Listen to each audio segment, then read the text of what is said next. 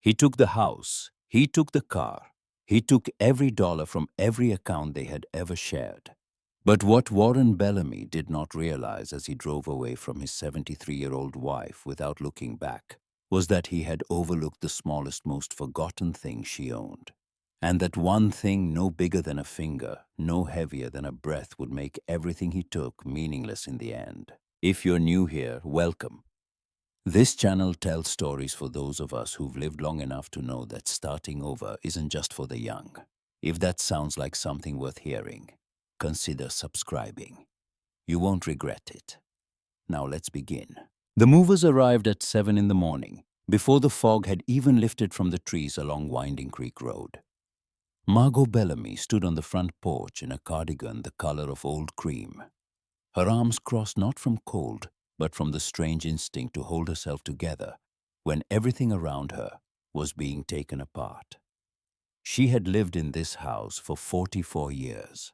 She had raised a son inside these walls. She had watched the maple in the front yard grow from a sapling into something wide and permanent, and she had always assumed without ever questioning it that she would be the same, wide, permanent, rooted here until the end. But permanence, it turned out, was just another thing that could be revoked with the right signature on the right piece of paper. The man moved with this kind of efficiency that comes from repetition. Couch through the door, dining table tilted sideways through the hallway, boxes stacked and labeled in someone else's handwriting. Someone hired to make this clean and fast to strip away 44 years in a single morning without leaving fingerprints. They didn't look at her, not out of cruelty, but because they had learned long ago that looking only made the job harder. And this was, after all, just a job. Warren stood in the driveway beside a sedan she had never seen before. Dark gray, polished, smelling faintly of leather and something chemical and new. He held a folder under one arm, the same folder that had followed them both through 3 months of attorneys and courtrooms and conversations held in rooms designed to make the end of a life together feel procedural, organized, inevitable. He checked his watch, not quickly, not casually, but with the deliberate motion of a man who had somewhere else to be and wanted her to know it. That's the last of it. One of the movers stepped off the porch, brushing dust from his palms. Warren gave a short nod without looking up. Then he pulled the folder from under his arm and held it at his side the way someone holds an umbrella they no longer need, loosely already forgetting it. Margot stepped down from the porch. Her shoes met the driveway and the sound was quieter than she expected, as if even the ground beneath her had begun to withdraw its support. Warren. He turned not fully, just enough to acknowledge her without inviting a conversation. This isn't right. The words came out softer than she intended. She had rehearsed them in her mind for weeks, imagined saying them with force, with the kind of clarity that would stop him mid-step. But standing here now, with the movers loading the last box and the morning light catching the edge of the sedan's polished hood, her voice sounded like something already fading, something being carried away with the furniture. He exhaled through his nose. Not a sigh exactly, but the shape of one. The kind of sound that carries no anger and no sadness, only the particular impatience of someone who considers a matter settled. It's done, Margot. The house is legally mine. A slight pause. The judge was very clear about that. She looked past him at the front door still open, and through it at the pale rectangle on the hallway wall where their wedding photograph had hung for 4 decades. The nail was still there, a small shadow beneath it where the paint had darkened around the frame, preserving the outline of something that no longer existed. For a moment, memories arrived faster than she could sort them. The afternoon their son took his first steps across the living room floor, unsteady and laughing, reaching for her hands. The winter Warren surprised her with a piano she never learned to play. The summer they painted the porch railing together and argued about the shade of blue until the argument turned into laughter, and the laughter turned into silence, and the silence turned into years. You'll need to take what's yours and go. His voice cut through. She blinked and the memories scattered like startled birds. Warren gestured toward the curb. Two suitcases sat there side by side, their zippers straining slightly against clothes packed too tightly. Everything she was entitled to according to the court. Everything a 46-year marriage had been reduced to after the attorneys finished dividing, subtracting, allocating assets that had always been listed under his name, because that was how it was done, because she had trusted him. Because she had never once imagined she would need her name on anything to prove she had been there. That's all. That's what the court assigned. I picked out every piece of furniture in that house, purchased under my name, my income. The records are clear. Margot stared at him. She searched his face the way someone searches a familiar room after the lights have been rearranged, looking for the shape of something recognizable, something warm, some trace of the man who had once held her hand during a thunderstorm. Because he knew without her, telling him that the sound of thunder reminded her of her father's voice when he was angry. But the face looking back at her now was composed, distant, settled into an expression she could only describe as completed, as if he had finished something and was simply waiting for her to acknowledge it. 46 years, she whispered. He adjusted his cuff. The gesture was small but deliberate, the kind of motion a man makes when he wants his hands to have something to do other than feel the weight of what he's not saying. You'll be fine. A pause. There are places, facilities that take facilities. The word landed between them like something dropped from a height. Not homes, not communities, not even options, facilities. A place where people are placed when they no longer fit where they once belonged, filed away like paperwork that has served its purpose. You can't live alone, Margot. That's not your decision to make anymore. Something shifted in his expression. Then just briefly a flicker of something that might have been surprise or discomfort or perhaps only the minor irritation of hearing a voice he had grown used to ignoring suddenly speak with a clarity he wasn't expecting. But it passed quickly, smoothed over by the same controlled calm he had worn through every meeting, every hearing, every conversation that had led them here. He reached into his coat pocket and produced an envelope. White, thin, unsealed. He held it toward her without meeting her eyes, the way someone offers a receipt they know will be thrown away. There's some cash in here, enough to get you started. She didn't take it immediately. She looked at his hand, at the wedding band. He had already removed the pale strip of skin where it had been, the quiet efficiency with which he had erased even that. And then she reached out and accepted the envelope with fingers that felt like they belonged to someone else. Started where? He hesitated. It lasted less than a second, barely long enough to register, but she saw it. A hairline crack in the certainty. The smallest possible indication that somewhere beneath the legal folders and the polished sedan and the careful planning, there was a part of him that understood exactly what he was doing. But then it closed. That's up to you. He stepped back toward the car, opened the driver's door, and paused with one hand resting on the frame. For a moment, a fraction of a breath, she thought he might turn around. Might say something that sounded like the man she had married instead of the stranger she was divorcing. But instead, the words that came were these, delivered in the exact tone someone uses when ending a phone call with a colleague they will never speak to again. Take care of yourself, Margot. The door closed. The engine hummed. The car reversed out of the driveway with smooth, unhurried precision, and then it turned onto Winding Creek Road and drove east toward the city, toward the new apartment he had already furnished, toward the next chapter of a life that no longer included her. And Margot stood there on the concrete beside two suitcases that held everything a court had decided she deserved, watching the empty road long after the car had disappeared, as if staring hard enough might rewind something, undo something, return her to a morning when the movers never came, and the folder stayed closed, and the word facilities had never been spoken in her direction. But the road stayed empty, and the house behind her was no longer hers. And the truth settled in the way cold settles slowly at first, then everywhere at once. Minutes passed, maybe more. She couldn't tell. Her legs began to tremble, not dramatically, but with the quiet insistence of a body that has reached the edge of what it can hold upright.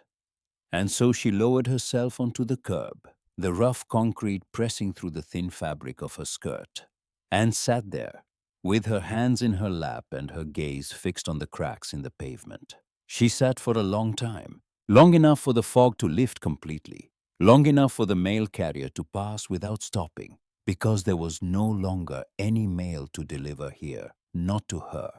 Long enough for the morning to turn ordinary and indifferent, the way mornings always do when they have no idea what has happened inside them. And then her hand drifted absently into the handbag resting on her hip, not searching for anything in particular, just reaching for something familiar, something untouched by courtrooms and signatures, the way a hand reaches for a railing in the dark, not because you know it's there, but because you need it to be. Her fingers brushed against something small, something cold, something solid with edges worn smooth by decades of being carried and forgotten over and over again, through purses and coat pockets and drawer bottoms, surviving every move, every cleaning, every moment when it might have been thrown away, but somehow never was.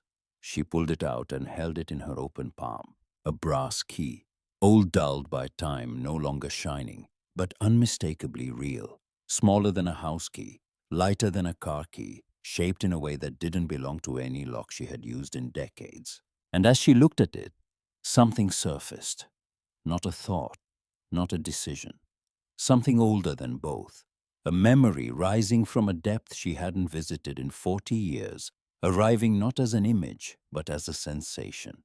The smell of pine sap warming in afternoon sun, the sound of wind pushing through oak leaves, the particular creak of a screen door closing behind her, as bare feet landed on a wooden porch, and a voice, her mother's voice, calling her name from inside a kitchen where something was always simmering and the light was always gold. The cabin, her mother's cabin, a small structure built by her grandfather in the 1930s, tucked into a fold of the Blue Ridge Mountains 2 hours west of here, at the end of a road that stopped being a road long before it reached the property. Her mother, Eleanor Aldrich, had lived there alone for the last 11 years of her life after Margot's father passed, and had left it to Margot in a handwritten will that no attorney had ever reviewed, because the property was worth so little that no one considered it worth the paperwork. Warren had never asked about it, not once in 46 years. Margot had mentioned it early in their marriage briefly, the way people mention things from childhood that feel too small to explain. And he had nodded, the way he nodded at things that didn't interest him. And the subject had dissolved into the ordinary current of daily life, sinking further each year, until it rested on the bottom of her memory like a stone in a riverbed. Still there, still solid, but buried under everything that came after. It was not listed in any joint asset document. It had no mortgage, no lien, no recorded value in any county database that a divorce attorney would think to search. It existed the way certain things exist only when someone remembers them quietly, completely, in a place no one else thought to look. Margot closed her fingers around the key. The brass warmed against her skin slowly, as if waking up.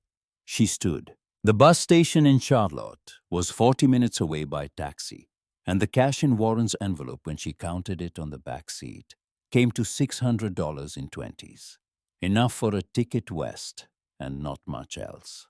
The driver glanced at her in the rearview mirror. A woman her age alone, 2 suitcases, no clear destination. And she could feel the question he was too polite to ask pressing against the inside of the windshield like fog. The Greyhound departed at noon. Margot sat near the back, her suitcases stored below her handbag on her lap with the key inside it, and watched the city thin out through the window. Strip malls giving way to gas stations, giving way to open land. The Blue Ridge rising in the distance like something patient. Something that had been waiting without urgency because it knew she would come eventually. She changed buses once in a small station that smelled of floor cleaner and burnt coffee, and it was there standing beneath a fluorescent light that buzzed with the particular frequency of places that exist only to be passed through, that she caught her reflection in the glass door. An old woman, thin, shoulders drawn inward, Two suitcases at her feet and an expression that looked from the outside exactly like what it was, someone with nowhere to go and no one expecting her arrival. She stared at the reflection for a long time, long enough to feel the full weight of what it showed her, long enough to consider seriously and without drama that perhaps Warren had been right. Perhaps she could not live alone. Perhaps the cabin was gone, collapsed, reclaimed by forest and rot, and she was traveling toward nothing more than the memory of a place that no longer existed, carrying a key to a door that had long since fallen. Her hand found the key again. She didn't pull it out this time, just held it through the fabric of the bag, feeling its shape, its weight, the slight resistance of something that refused to be less than what it was. The second bus climbed into the mountains as the afternoon light turned amber. The road narrowed.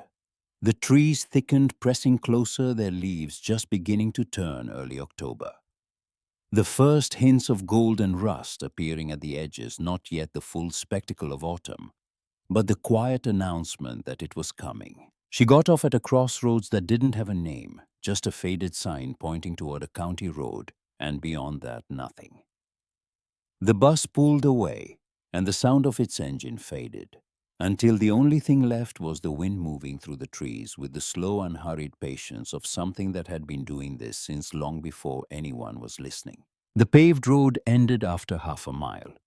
A dirt path continued narrower, rougher, half swallowed by weeds and time, and the particular kind of forgetting that happens to places no one visits. Margot walked it slowly, her suitcases bumping over roots and stones, her breath shorter than she wanted it to be, her body reminding her with every step that it was 73 years old and had not been consulted about this plan. But she kept walking, not because she was certain, not because she was brave, but because behind her was a curb in front of a house that no longer belonged to her, and ahead was the only place left that might. The air changed first, cleaner, thinner, carrying the scent of pine and damp earth, and something else, something she could only describe as stillness, the smell of a place where nothing has been disturbed for a very long time. The sounds of the road disappeared, completely replaced by the soft percussion of leaves and branches, and somewhere far off water moving over rocks, and then through a gap in the trees where the path curved slightly uphill.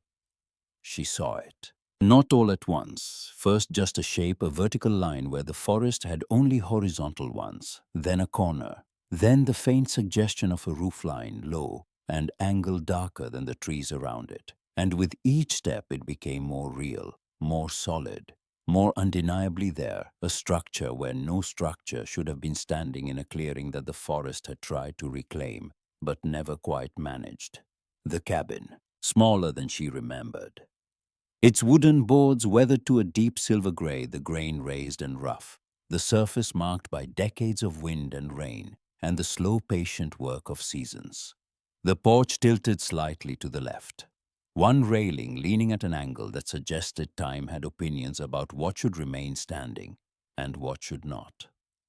A window on the south side had cracked, a single line running diagonally across the glass, like a river on a map leading nowhere. But it was there, solid, real, standing exactly where her memory said it would be, as if it had made a promise 40 years ago and kept it without being asked.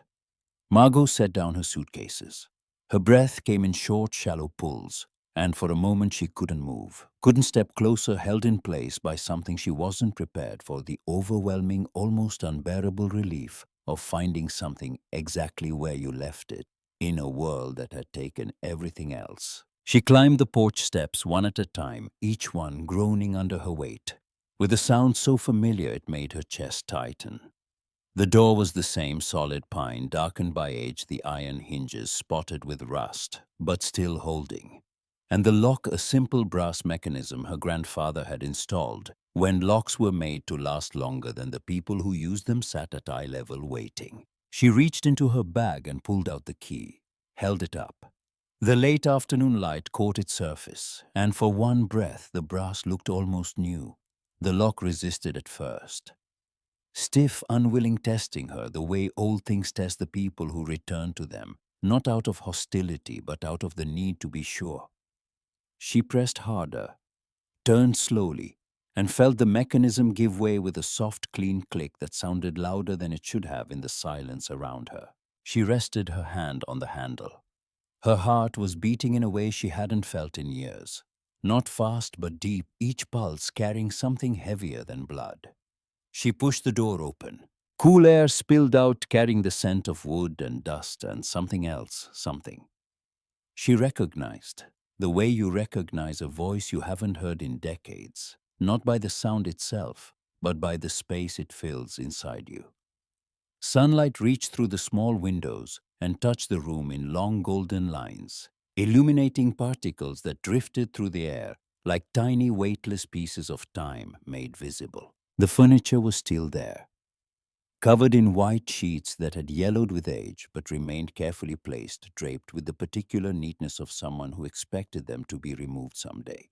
The old wooden table stood in the center, solid and square, its surface hidden but its shape unmistakable. The stone fireplace held a stack of logs arranged so precisely they might have been placed there that morning, though the dust on them said otherwise. And along the walls, shelves, dozens of them lined with books and jars and small objects that looked less like forgotten clutter and more like the evidence of a life that had been deliberately preserved rather than abandoned. Margot stepped inside slowly, her shoes leaving prints in the thin layer of dust on the floor.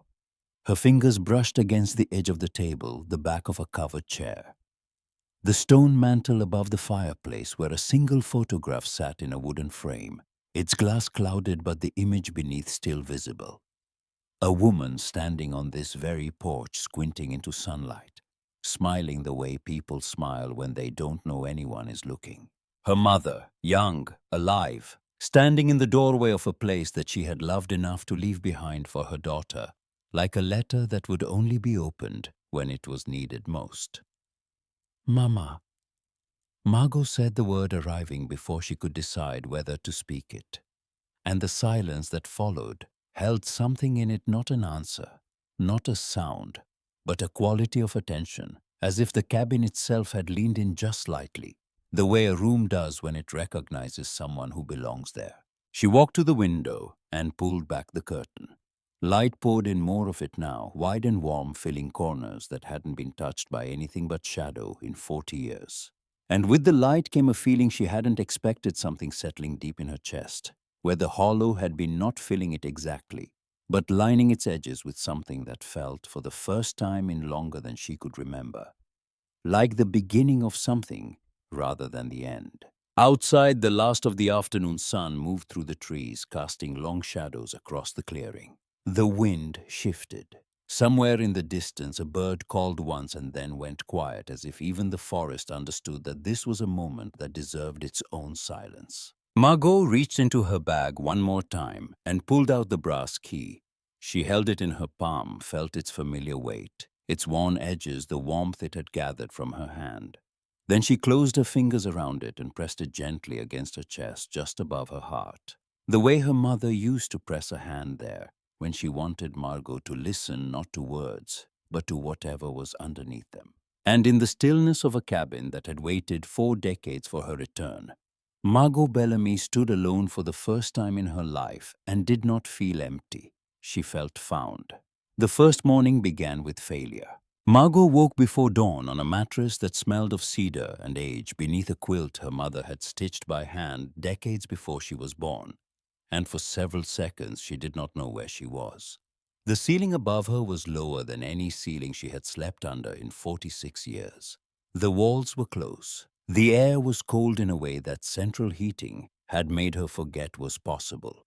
Not the polite chill of a thermostat set too low, but the deep, settled cold of a place that had not been warmed by anything living in a very long time. She sat up slowly, her back protesting, her knees stiff, and swung her legs over the edge of the bed. The floor was ice against her bare feet. She found her shoes, pulled her cardigan tighter, and walked into the main room where the stone fireplace held its neat stack of ancient logs waiting. It took her 40 minutes to start a fire, not because she didn't know how.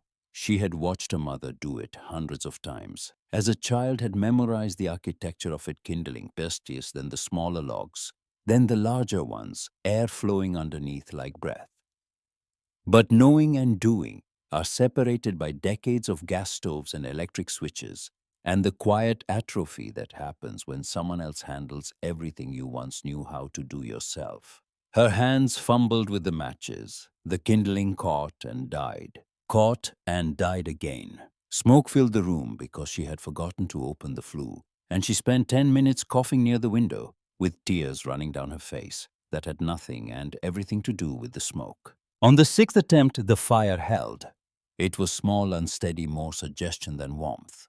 But it burned, and Margot sat on the floor in front of it, with her arms wrapped around her knees, and watched the flames the way someone watches a pulse, not for its beauty, but for the proof that something is still alive. The days that followed were filled with the kind of work her body had forgotten existed. She pulled dust-covered sheets from furniture and carried them outside where the mountain air caught them like small sails. She swept floors that released clouds of grit with every stroke. She scrubbed the kitchen counter with water she carried from the hand pump. Beside the back door, a pump that required 17 full strokes before anything came out. Each one harder than the last. Each one reminding her that running water was not a right, but a negotiation with rust and gravity and time. The windows were the worst. Years of grime had turned them nearly opaque, and she cleaned them with rags torn from an old shirt, working in slow circles until the glass began to let light through again. And each time she finished a window, the room changed, not dramatically, not all at once, but in the way a sentence changes when you finally understand a word you had been reading wrong. More light meant more detail. More detail meant the cabin was becoming not just a place she was staying, but a place she was learning. She discovered problems the way old houses revealed them gradually, then all at once. The south wall had a soft spot where moisture had crept between the boards. The porch steps needed reinforcement. The roof, from what she could see by leaning dangerously far off the railing and looking up, had at least two places where the shingles had curled away from each other, like pages in a book left open to the rain. She had no tools, no materials, no money beyond what remained of Warren's thin envelope, and no knowledge of how to fix any of it. But she had the notebooks. She had found them that first evening stacked in the wooden trunk at the foot of the bed. Her mother's handwriting filling page after page with the dense, deliberate script of a woman who wrote not for an audience, but for the act of thinking itself. Recipes for preserving fruit, diagrams of the garden plot, with notes about which plants grew well beside which others and which ones fought like neighbors who shared a fence but not a temperament. Instructions for making soap from ash and rendered fat. Remedies for coughs, for joint pain, for the kind of sleeplessness that comes not from the body, but from the mind. Refusing to stop circling a thought it cannot resolve. Margot read them every night by the fire, her fingers tracing the curves of letters she recognized, the way she recognized her own face, not by examining it, but by feeling it from the inside. Her mother's voice lived in these pages, practical and warm, and occasionally sharp. The voice of a woman who had learned to solve problems not because she wanted to, but because no one else was going to solve them for her. It was on the fourth night, reaching for the last notebook at the bottom of the trunk, that her hand touched something she hadn't expected. Not another notebook. Something different. A bundle wrapped in cloth tied with kitchen string, lighter than it looked. She lifted it out carefully, set it on the bed, and untied the string with fingers that trembled slightly, though she couldn't have said whether it was from cold or anticipation, or the particular apprehension that comes from discovering that a person you thought you knew completely had kept a secret from you for your entire life. Inside the cloth were letters, dozens of them, written on the same paper her mother used for everything, thin, unlined, slightly yellow at the edges, each one folded precisely into thirds, each one dated. Each one addressed in her mother's handwriting to Margot, but none of them had ever been sent. The earliest was dated March 1981, the most recent November 1994, months before Eleanor Aldrich died in her sleep. In the bedroom, where Margot now sat alone in a cabin that suddenly felt less like a shelter and more like a message that had been waiting 40 years to be read. Margot unfolded the first letter and began. My dear girl, it started. I am writing this knowing you will probably never read it, and knowing also that if you do, it will mean something has gone wrong in your life in the particular way that things went wrong in mine. Eleanor wrote about her own marriage. Not the version Margot had grown up believing, the stable, quiet partnership of two people who got along well enough, but the real one. The one where Margot's father controlled the money, the decisions, the shape of their days, with a certainty so complete, it didn't even look like control. It looked like competence. It looked like someone simply being good at being in charge. And it took Eleanor 23 years to understand that competence and control are not the same thing, that one builds and the other erodes. And that by the time you notice the difference, the erosion has already reached the foundation. I found this cabin the way a drowning person finds the surface, Eleanor wrote in a letter dated June 1984. Not by swimming toward it, but by stopping the struggle long enough to realize which way was up. Letter by letter, year by year. Margot's mother described rebuilding her life here, not in the dramatic, triumphant way that stories are supposed to go, but slowly, clumsily, with failures that outnumbered successes and days when the silence of the mountains felt less like peace and more like confirmation that she had been forgotten by everyone who once claimed to love her. But she had stayed, and she had learned. And somewhere along the way, the silence had changed from something imposed on her to something she had chosen. And that single shift from silence as punishment to silence as sanctuary had made all the difference. The last letter, dated 4 months before her death, was shorter than the others. Only a few lines. I'm keeping this place for you, Margot. Not because I think you will need it. I hope you won't. But I have lived long enough to know that hope is not a plan, and a woman should always have a door that opens with a key only she carries. If you are reading this, then you have found your door. Now build what goes behind it. Margot set the letter down, her vision blurred. She pressed her palms flat against the quilt, feeling the texture of each stitch, each knot, each small decision. Her mother's hands had made decades ago, and she understood something that rearranged everything. She thought she knew about this place. The cabin was not an inheritance. It was not an afterthought, not a piece of property too insignificant to contest, not a forgotten asset that had slipped through the cracks of a legal proceeding. It was a plan, made by a woman who had seen the future clearly enough to prepare for it and loved her daughter enough to hope she was wrong. The knocking came on a Tuesday. Margot was on her knees beside the porch railing, trying to wedge a flat rock under the post that had shifted furthest from level when the sound reached her. Not from the door, but from the edge of the clearing, where someone was tapping a walking stick against a tree trunk, with the unhurried rhythm of a person who has been walking mountain paths long enough to announce herself before arriving. That post won't hold with a rock under it. The voice was direct, unpadded by courtesy, carrying the particular accent of someone who had lived in these mountains long enough for the mountains to have gotten into her speech. Margot looked up and saw a woman standing at the tree line, taller than her, thinner, with white hair cut short and practical beneath a wide-brimmed hat that had clearly been chosen for function rather than appearance. She wore a canvas jacket with more pockets than seemed necessary, and boots that had outlived whatever color they had originally been. You need a shim, the woman continued, walking closer without waiting for an invitation, her stick tapping the ground with each step. Cut from hardwood, oak preferably, about ye thick. She held her thumb and forefinger apart. Anything less, and you'll be back out here in a week. Margot stood slowly, brushing dirt from her knees. I'm sorry, do I? Hazel Combs. I live about 2 miles north up past the Second Creek crossing. I knew your mother. The words landed simply, without ceremony, the way facts land when the person delivering them sees no reason to dress them up. You knew Eleanor.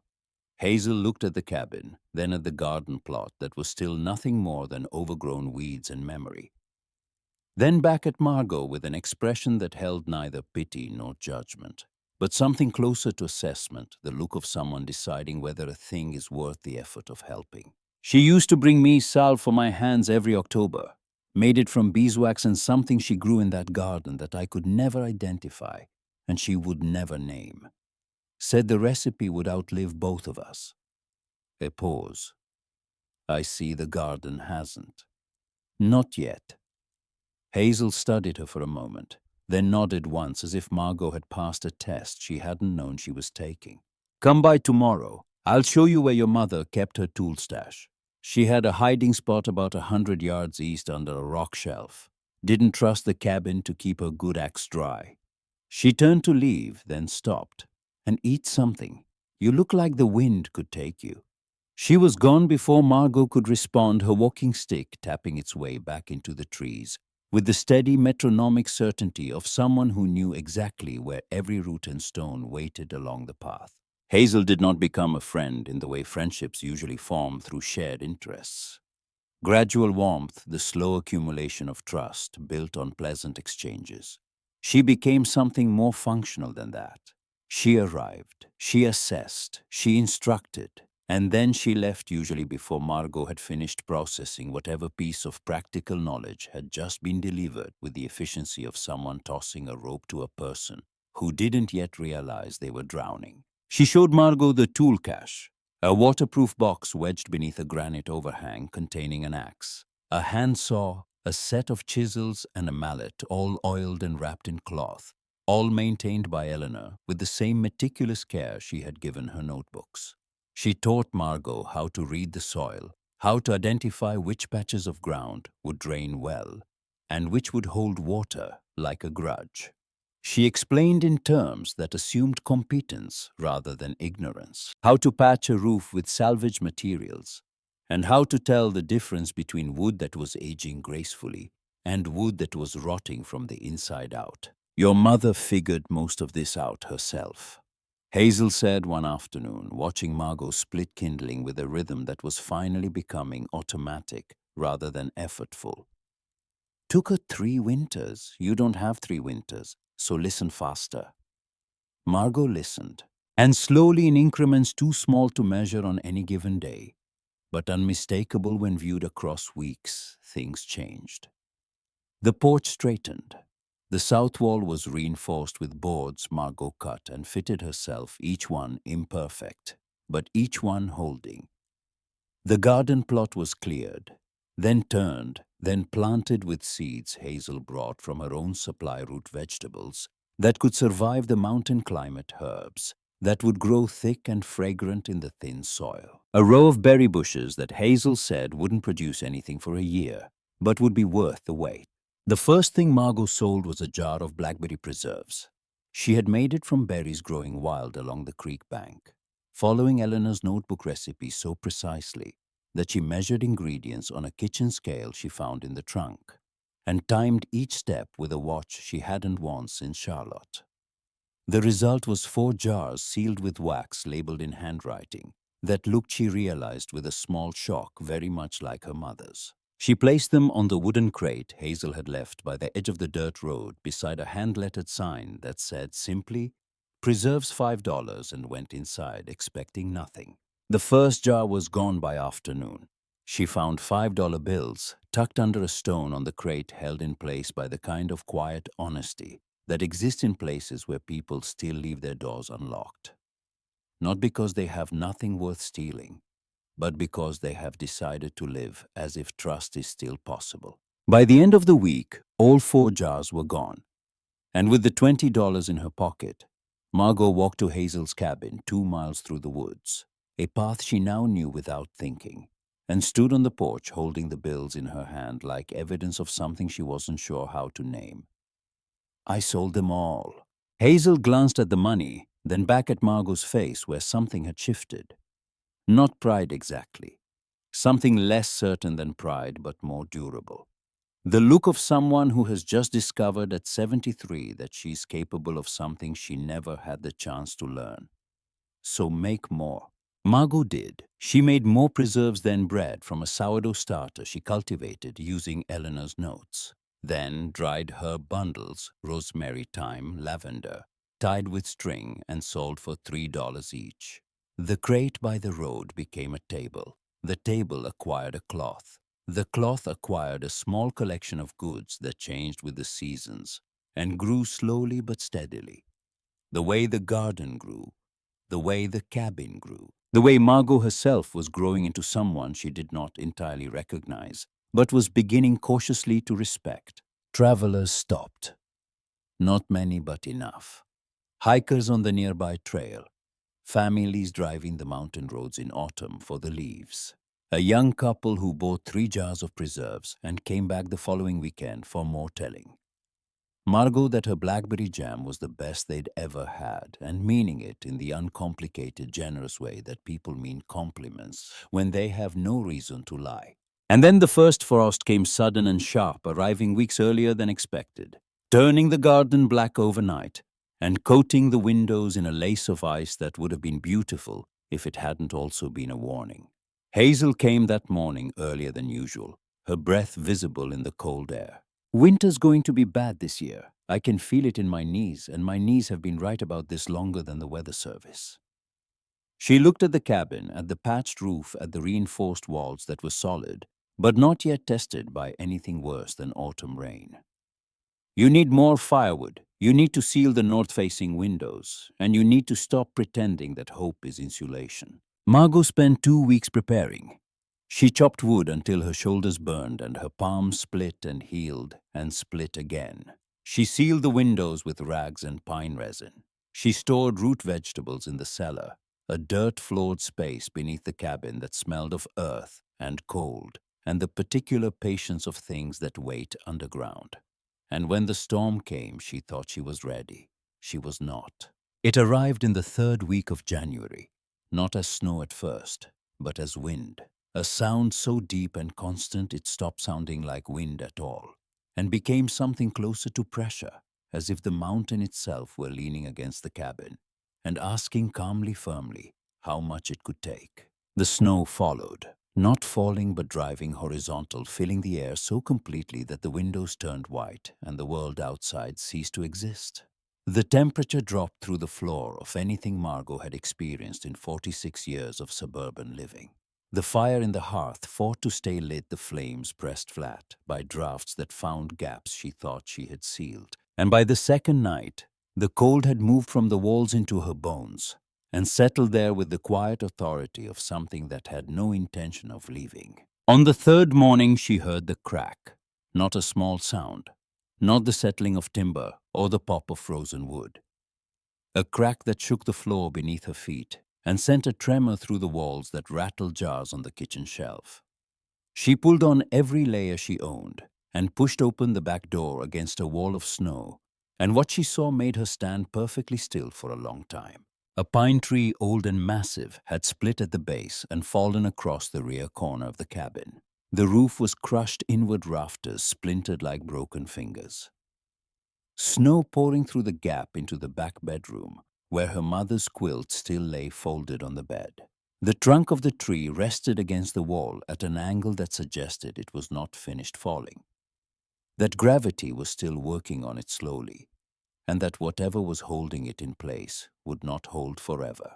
Margot stood in the snow in boots that were already soaked through, looking at the damage, and felt something she had been refusing to feel since the day Warren drove away. Defeat. Not anger, not sadness, defeat. The bone-deep recognition that some things cannot be fixed by effort alone, that will and determination are not substitutes for structural engineering, that she was a 73-year-old woman alone on a mountain in the worst storm in years, standing in front of a cabin that was now undeniably broken in a way she could not repair. She went inside. She sat on the floor beside the fire which was barely holding. She pulled her knees to her chest, and for the first time since arriving, she allowed herself to think the thought she had been keeping at arm's length for months. Maybe he was right. Maybe I can't do this. The thought sat in the room, with her heavy and still, and she did not fight it. She let it be there, let it take up space, let it say everything it needed to say. And she listened, the way she had learned to listen to the silence here.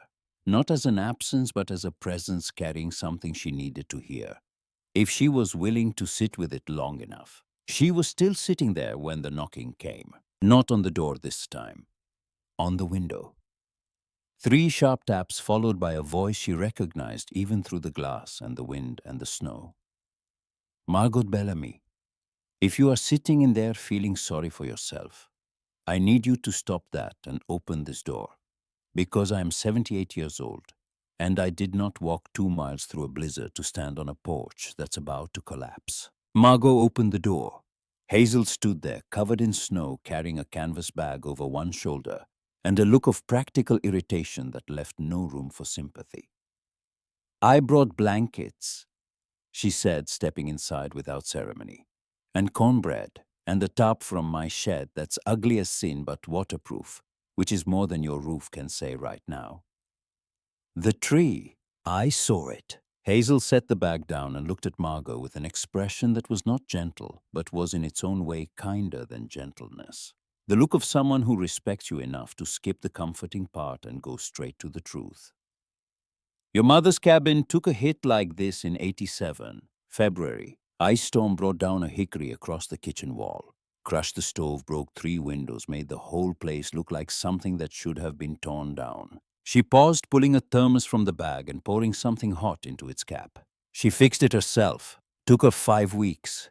Cut the tree with a handsaw, salvaged what she could, rebuilt the wall with timber from the same tree that destroyed it. Another pause.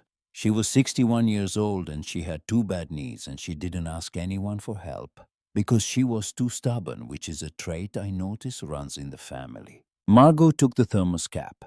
The liquid inside was bitter and scalding and tasted like something brewed from roots and determination.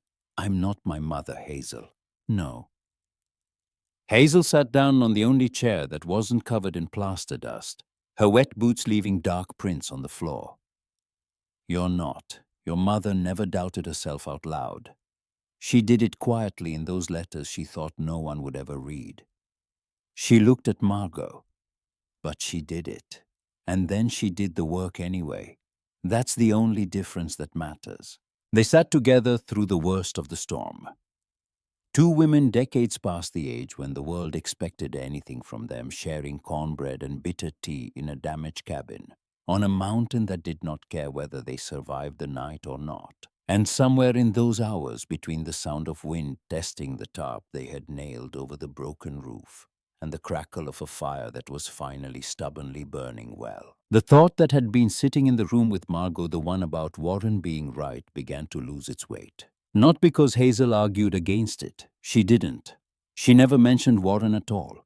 But because defeat, it turns out, is like a fire that hasn't been fed. It burns hot and fast and convincing. But if you simply sit with it long enough without giving it anything new, it goes out on its own. By morning, the storm had passed. The sky cleared to a blue so sharp it hurt to look at. And Margot stood on the porch beside Hazel, surveying the damage in the clean, honest light of a winter sun that illuminated everything without softening any of it. The tree, the crushed roof, the snow packed into the back bedroom like a guest that had decided to stay. Well, Hazel said, pulling on her gloves, the tree's not going to cut itself.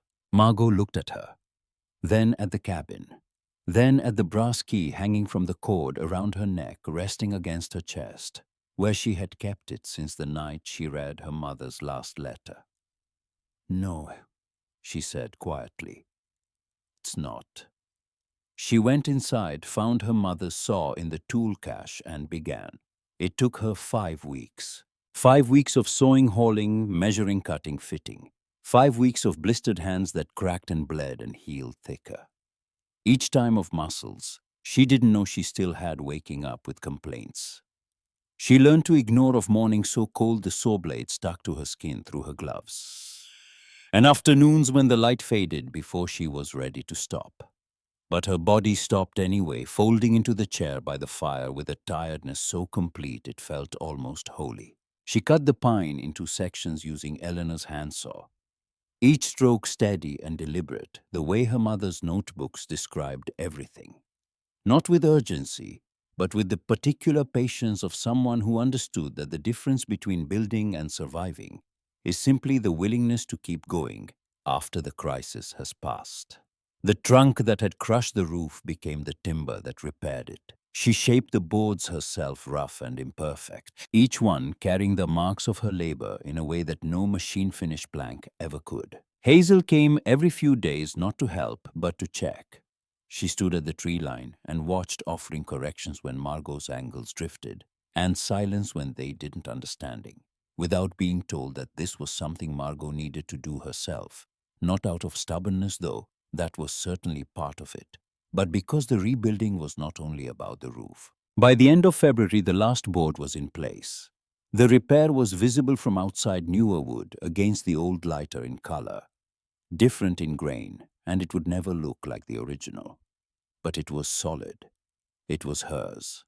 And when the first March rain came and the ceiling held without a single drop finding its way through, Margot stood beneath it and pressed her palm flat against the new boards and felt something pass between her hand and the wood, something that might have been pride, or might have been gratitude, or might have been the simple, extraordinary recognition that she had built something that worked. Spring arrived. The way spring arrives in the Blue Ridge. Not all at once, but in negotiations. Warm days followed by freezing nights, green shoots appearing and retreating and appearing again, until the mountains finally committed and the whole landscape exhaled into color. The garden came back stronger than before, fed by the rich soil Margot had been composting all winter, according to Eleanor's detailed instructions. The herb rose, thickened. The berry bushes Hazel had planted pushed out their first small blossoms, white and fragile and promising, and the table by the road grew. What had started as a crate with 4 jars of preserves was now a proper stand. A plank surface balanced on 2 sawhorses covered with a cloth Margot had hemmed from fabric. Hazel brought back from the hardware store in town. On it preserves in 6 varieties sourdough bread, wrapped in paper-dried herb bundles. Small jars of salve made from beeswax and the plant Eleanor had grown in the garden but never named. Following a recipe so precisely detailed in the notebooks that Margot suspected her mother had written it specifically for this moment, for the day her daughter would need something to sell and would find in a dead woman's handwriting exactly what to make. The regulars came first. The young couple who had discovered her preserves in autumn returned with friends. A woman who ran a bed and breakfast 20 miles south began ordering bread by the half dozen.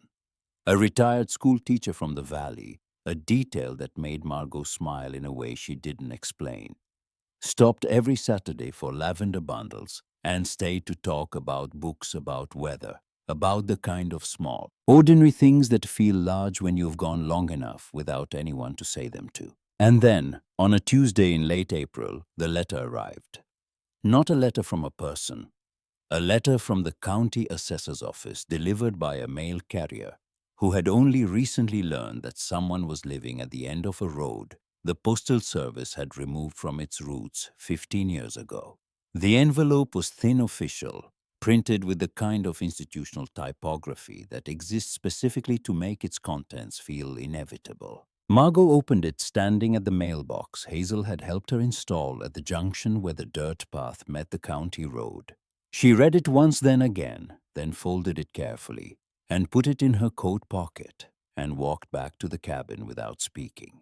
The property owed 11 years of back taxes. The amount was not large by any standard that existed in the world. She had come from the world of Charlotte mortgages and sedan payments and savings accounts with commas in them.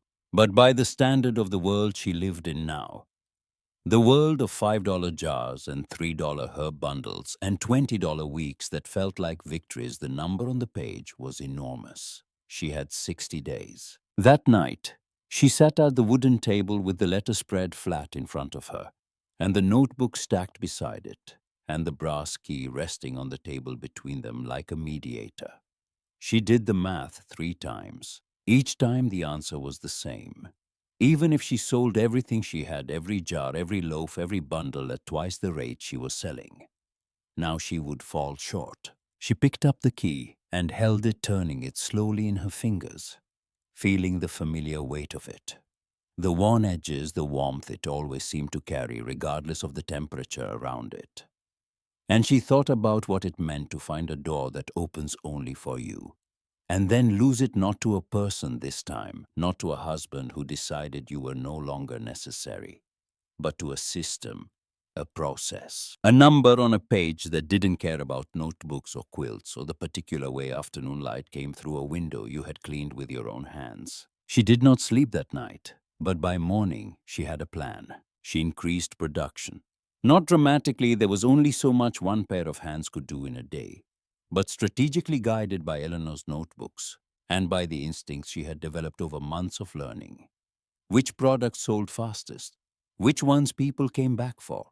Which ones they bought for themselves? And which ones they bought as gifts?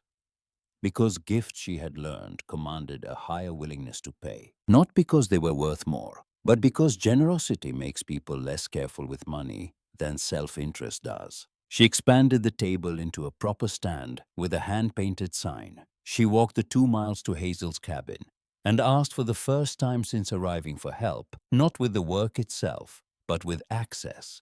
Hazel knew people in town.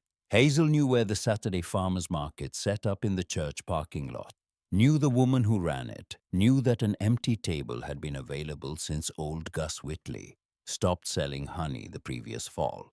"What took you so long?" Hazel said, already reaching for her coat. The first Saturday at the market, Margot sold more in 4 hours than she had sold in any previous month. Not because her products were different, but because the audience was. Here people could see her, could talk to her, could ask about the herbs and the recipes and the cabin in the mountains. And Margot discovered something she had not expected, that she was good at this. Not at selling exactly, but at the thing that made selling possible. Connecting. Meeting someone's eyes and speaking with the calm, unhurried confidence of a woman who had made every item on the table with her own hands and knew without needing to convince anyone that each one was worth what she was asking. Word spread, not quickly. Nothing in these mountains moved quickly but steadily, the way roots spread, the way water finds its path, the way a reputation builds when it is earned rather than advertised. The woman from the bed and breakfast told a friend who owned a gift shop in Asheville. A food writer passing through the market bought a jar of preserves, tasted it in her car, and came back for 6 more. Someone left a handwritten note on the stand one Saturday morning before Margot arrived. Your mother would be proud. She never found out who wrote it. By the end of May, she had enough. Not comfortably, not with anything left over, but enough. She drove to the county office in a truck Hazel lent her, walked up to the counter with an envelope full of bills and coins and a few checks from the gift shop in Asheville, and paid the balance in full. The clerk counted it twice, stamped the receipt, and handed it back to her without ceremony. Margot sat in the parking lot for 10 minutes afterward, holding the receipt in both hands, reading the word, paid. The way someone reads a word in a language they have just learned slowly, carefully feeling the shape of it. The permanence, the way it closed a door that had been threatening to open beneath her feet. Then she drove back up the mountain with the windows down, the summer air pouring through the cab, carrying the smell of warm pine and cut grass, and the particular sweetness of a season that has decided finally to commit.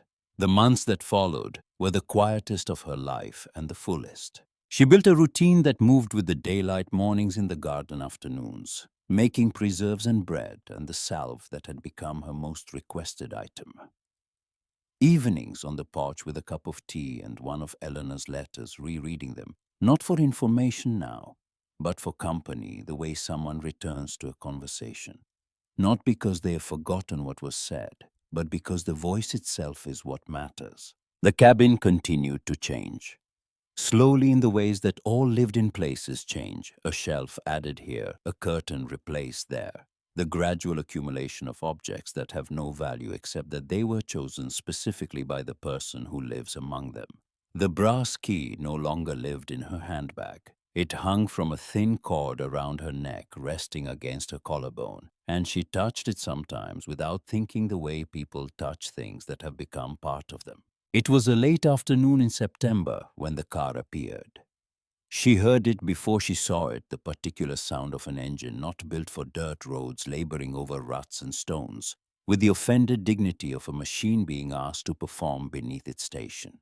She was at the stand arranging the last jars of the day's batch, and she straightened slowly as the vehicle came into view through the trees. Dark gray, polished, entirely wrong for this road, this clearing, this life. The sedan stopped at the edge of the property, and for several seconds nothing happened. The engine idled. Dust settled around the tires. A jay called from somewhere in the oaks and received no answer. Then the door opened and Warren stepped out. He was thinner, not in the way that suggests health, but in the way that suggests something being slowly subtracted from the inside. His clothes were pressed, but hung differently than she remembered, as if they had been chosen for a body he no longer quite inhabited. He closed the car door and stood there looking at the cabin. The garden, the stand with its jars and bundles and hand-painted sign, and on his face was an expression she had never seen on him before and needed a moment to identify. Uncertainty, not the polished, controlled composure she had known for 46 years, not the boardroom calm that had carried him through their divorce with the efficient detachment of a man closing an underperforming account. This was something raw, less rehearsed. The look of someone who has arrived at a place they did not expect to find and is not sure whether they are welcome or even whether they deserve to be. Margot. She set down the jar she was holding, wiped her hands on her apron, let the silence do what silence does when it is not filled too quickly. Create space for truth to become unavoidable. Warren. He looked at the garden, the herbs, the careful rows that followed a pattern only Eleanor's notebooks could explain. He looked at the cabin, its patched roof, its straightened porch, its windows catching the late afternoon light, and holding it like something worth keeping. I heard about this place. A vague gesture that tried to encompass everything and captured nothing. I didn't think it was this. No, you didn't think about it at all. He flinched. Slightly, almost imperceptibly, the way a man flinches when he hears something he has been telling himself isn't true, spoken aloud by someone who has no reason to soften it. Things have changed, he said. The house, the costs are more than I anticipated. Maintenance, property taxes. A pause waited with the particular irony of a man who took everything discovering that everything cost more than he thought. And Daniel doesn't. He hasn't been home in a while. Margot said nothing. She understood what he was doing. She had watched him do it for decades, the careful arrangement of circumstances into a narrative that positioned him as reasonable, practical, simply responding to conditions rather than creating them. He wasn't here to apologize. He was here to renegotiate. I thought maybe we could talk, work something out. The wind moved through the oaks. Leaves turned, showing their pale undersides. Somewhere along the creek, water ran over stones with the sound it had been making for 10,000 years, and would make for 10,000 more regardless of whatever small human dramas unfolded beside it. Margot stepped forward, not toward him, to the side, placing herself between Warren and the cabin door, in a movement so quiet it could have been accidental, though they both knew it wasn't. You already worked everything out, she said. Remember, that was different. No, that was exactly the same. He opened his mouth, closed it. His hand moved toward his cuff, reaching for the old gesture, the habitual adjustment that had always signaled the end of a conversation he considered beneath his attention. But his fingers stopped halfway and returned to his side as if even his habits had lost their certainty. I took the house, he said quietly. Yes. And the car. Yes. And the account. Yes. A long pause. The kind that fills with everything that isn't being said. And you thought that was everything. He looked at her then fully, and for the first time she saw something beneath the composure that she had never been allowed to see before, or perhaps had never been willing to look for. Not regret exactly. Something more permanent than regret. The slow, irreversible recognition that he had made a calculation based on values he understood and missed entirely the ones he didn't. Wasn't it? He asked, and his voice was quieter than she had ever heard it. Margot looked past him at the clearing. The trees, the light moving through them. The way light moves through stained glass, colored by what it passes through, changed by the surfaces it touches. She thought about the curb in Charlotte, where she had sat with 2 suitcases and an envelope of cash, and a key she had almost forgotten she carried. She thought about the first morning she couldn't start a fire, the night she read Eleanor's letters, the storm that broke the roof, the woman who walked 2 miles through a blizzard with cornbread and a tarp, the first jar sold, the tax letter, the receipt stamped paid, every small, ordinary, impossible thing that had brought her from there to here. No, she said, it wasn't. The silence that followed held more than any argument they had ever had. It held the full weight of 46 years rearranged into a single undeniable truth that he had measured their life together by what could be counted and filed and signed, and she had measured it by what remained after all of that was taken away. And the two measurements had produced entirely different answers. Warren nodded, slowly. The nod of a man accepting something that cannot be changed, not because he has found peace with it, but because he has run out of alternatives. Margot reached for the cabin door, her fingers closing around the handle the way they had on the first day, with the same quiet deliberation, the same awareness of what waited on the other side. But this time her hand was steady. "Take care of yourself, Warren," she said it calmly, warmly even, in the exact tone someone uses when ending a conversation they do not intend to continue. And if he recognized the words, his own words returned to him from the mouth of the woman he had spoken them to on a driveway in Charlotte nearly a year ago. His face did not show it. Or perhaps it showed everything, and she simply chose not to look long enough to read it. She stepped inside and closed the door. Not hard, not soft, just close the way doors close when the person behind them has decided without anger and without doubt that what is on their side is enough. Through the window, she could see him standing at the edge of the clearing. He stayed there for a long time, longer than she expected. His hands at his sides, his gaze moving across the garden, the stand, the cabin, the mountains rising behind it in layers of blue that grew paler with distance until they dissolved into sky. And then he turned, got into the sedan, and drove slowly back down the dirt road until the sound of the engine faded, and there was nothing left but the wind in the oaks and the creek running over stones, and the particular silence that follows when something has ended completely and cleanly and without anything left unsaid. Margot sat down at the wooden table. The last of the afternoon light came through the west window in a single wide beam, warmer and brighter than it had been all day. Touching the surface of the table, the jars on the shelf, the notebooks stacked in the corner, the photograph of Eleanor on the mantel. The cabin smelled of beeswax and dried lavender and bread cooling on the counter, and wood smoke from the morning's fire still faintly present, still holding its warmth in the stones. She reached up and touched the brass key at her neck, ran her thumb across its worn face, felt the familiar weight of it, the smoothness of metal shaped by decades of being held, the quiet permanence of a thing that had outlasted every lock it was ever made for and become instead something else entirely. Then she opened the last of Eleanor's notebooks, the one she had saved deliberately for a moment she would recognize when it arrived. She turned to the final page where her mother's handwriting, steady and clear, even at the end, filled only 2 lines. "A key is only as strong as the door it protects.